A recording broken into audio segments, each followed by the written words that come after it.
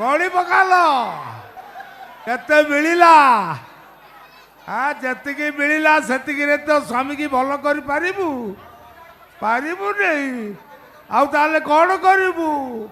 ଶଙ୍ଖା ସିନ୍ଦୁରର ଅହଙ୍କାର ଦେଖେଇ ତୋ ସ୍ୱାମୀକି ମାରିଦବୁ ନା ମୋ କଥା ମାନି ବିଧବା ହେଇଯିବୁ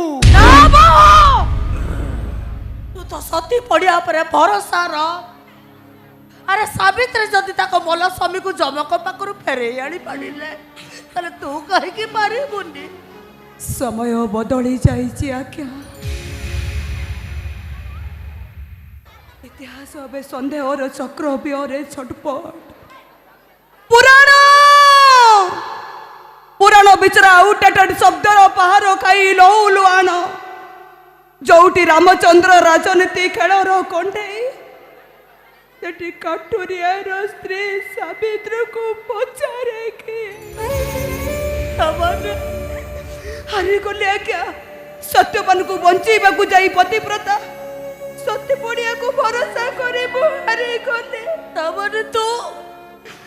ନନାଙ୍କ କଥା ମାନି ମୁଁ ବିଧବା ହେବି କୁହନ୍ତୁ ନନା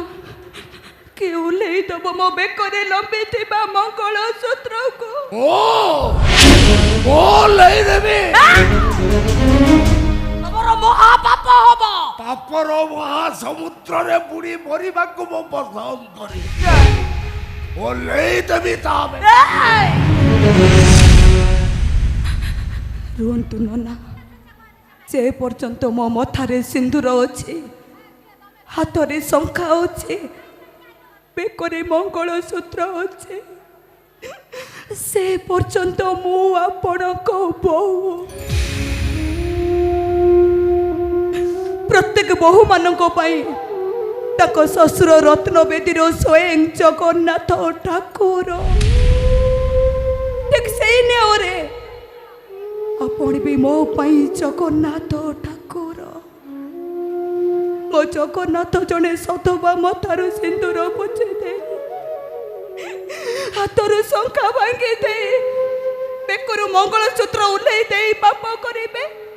ଏକଥା ମୋ ବୋହୂ ଏଇ ସହିବେ କେମିତି ସବୁ ପାପ ପଛେ ମୋର ହଉ ମତେ ପଛେ ନର୍କରେ ଜାଗା ମିଳୁ ଆପଣଙ୍କ ପୁଅ ପାଇଁ ମୋ ସ୍ୱାମୀଙ୍କ ଜୀବନ ବଞ୍ଚେଇବା ପାଇଁ ଆଉ କୌଣସି ଉପାୟ ନ ପାଇ ମୁଁ ବୁଝି ଦଉଛି ମୋ ମଥାର ସିନ୍ଦୁର କଥା ଶୁଣବା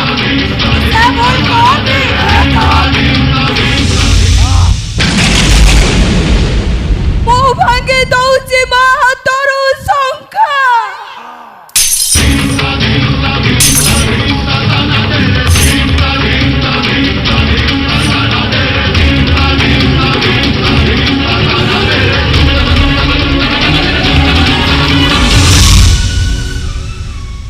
ମୁଁ ଓହ୍ଲେଇ ଦଉଛି ମୋ ବେକରୁ ମଙ୍ଗଳସୂତ୍ର